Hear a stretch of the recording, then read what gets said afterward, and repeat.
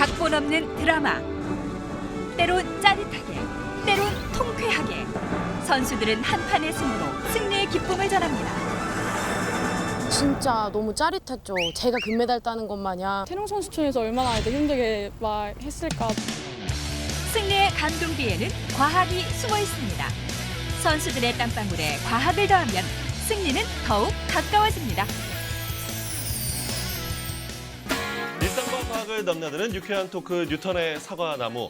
자, 스포츠를 볼 때 누구나 진한 감동과 짜릿한 쾌감을 느껴서 정말 매력을 느껴서 스포츠를 보게 되는데 두 분은 뭐 당연히 스포츠 참 좋아하실 것 같거든요. 엄청 좋아합니다. 엄청. 그래서 보는 것도 좋아하고 하는 것도 좋아합니다. 실제로 이번 리우올림픽에서는 직업인지라 스포츠를 보면서 경기를 보면서 분석을 하는 습관이 생겼습니다. 아, 그냥 보는 게 아니고요. 레슬링 경기다. 그러면 저 선수가 근력이 좋은지, 유연성이 부족한지 그런 부분을 분석을 해서 우리 선수들에게 이제 도움이 되는 정보를 얻곤 합니다. 아, 유명한 팀장님도 스포츠 뭐 당연히 좋아하시죠? 뭐 일부 어떤 한정해놓고 좋아하는 것이 아니고 전국 체전에서 관리하는 정식 종목이 45개가 있는데 45개 종목을 다 좋아해요.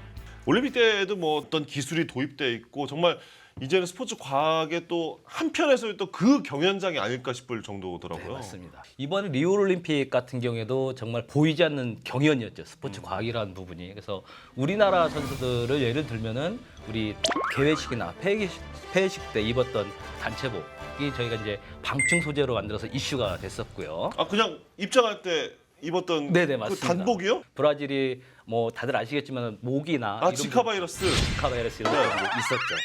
유명한 팀장님도 스포츠 과학 많이 좋아하시죠? 참 어려운 이야기예요 저한테는. 근데 우리 저 센터장님 이야기 들어보니까 참 틀리구나라는 생각을 하고 저희들 운동할 때만 해도 그냥 죽기 살기로 열심히만 하면 되겠지라고만 생각하고 이제 성적을 냈는데 지금은 정말 과학을 접하지 않고서는 성적을 낼 수가 없다. 저희도 한 4년 전부터 대학교에 스포츠 과학센터를 이제 운영해서 한 400~500명 정도씩 특별 관리를 하고 있습니다. 어떤 부위가 부족하고 어떤 부분이 좀 넘치고 이런 부분을 향상시키고 이렇게 하다 보니까 그냥 막무가내로 하던 것보다는 훨씬 부상 예방도 되고 경기력 향상도 빠르더라. 이 세월이 지나면서 이 선수들 훈련하는 것도 달라지는 것도 옆에서 계속 지켜보면 많이 느끼시죠? 느낍니다. 예전에 운동을 직접 하셨었어요? 저는 그러면? 했습니다. 오. 육상 중거리를 했습니다. 그럼 정말 죽도록 그냥 뛰셨네요. 무식하게 뺐어요.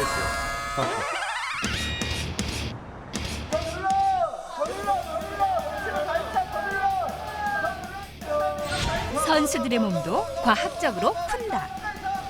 스포츠과학센터에서는 정확한 측정으로 선수들의 기량 향상과 승리의 발판을 만듭니다. 기초 체력 또는 전문 체력, 영상 분석, 심리 지원까지 지원함으로써 지역의 엘리트 선수들의 경기력 향상을 위해서 과학적 지원을 하고 있습니다.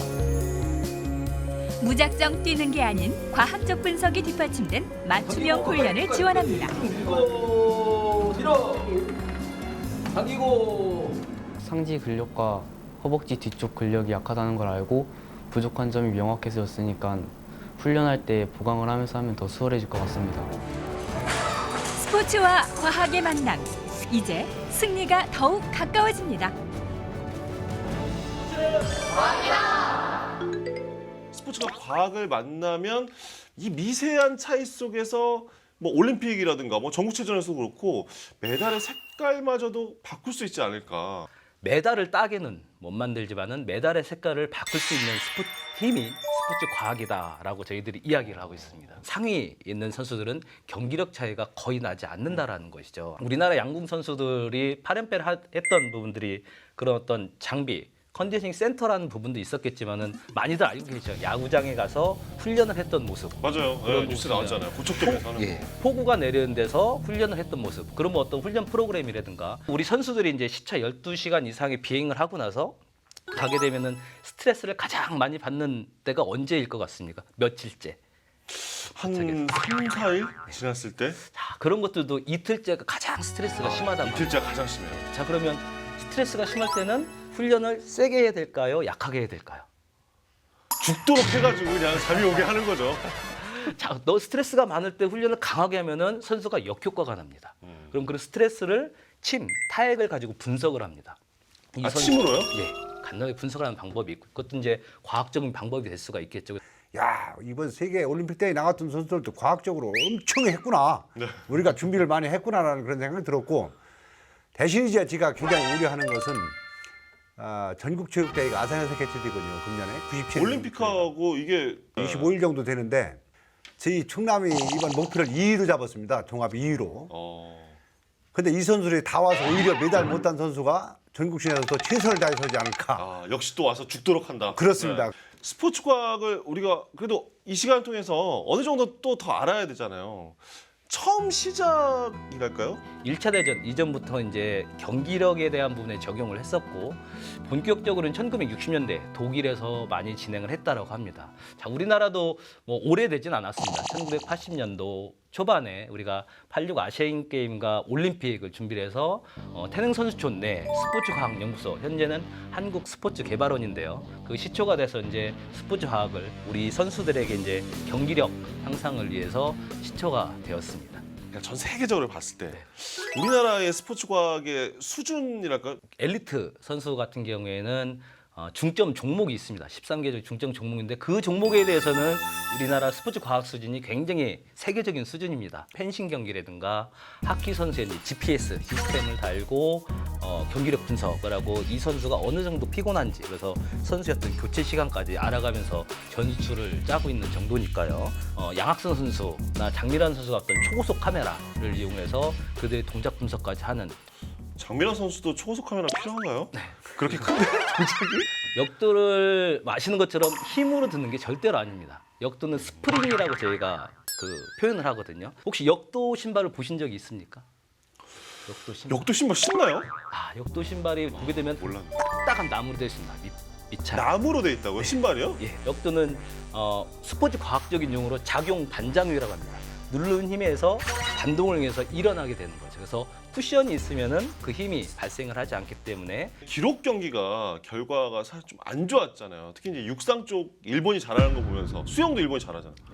상당히 이제 셈이 났는데 이게 13종목에 포함이 안 돼서 지원이 안 돼서 그런 게 아닐까. 그런 부분들도 있죠. 이제 좀 육상 더 노력해 주셔야 되는 거 아닐까. 노력하겠습니다. 센터장님 책임이 크시네. 대회 나갔는데 우리 아이들이 좀 장비에서 밀렸다 싶으면 속상하죠. 속상하죠. 굉장히 속상하죠. 그것 때문에 또 성적까지 안 좋다고 하면 더 속상하죠. 아유.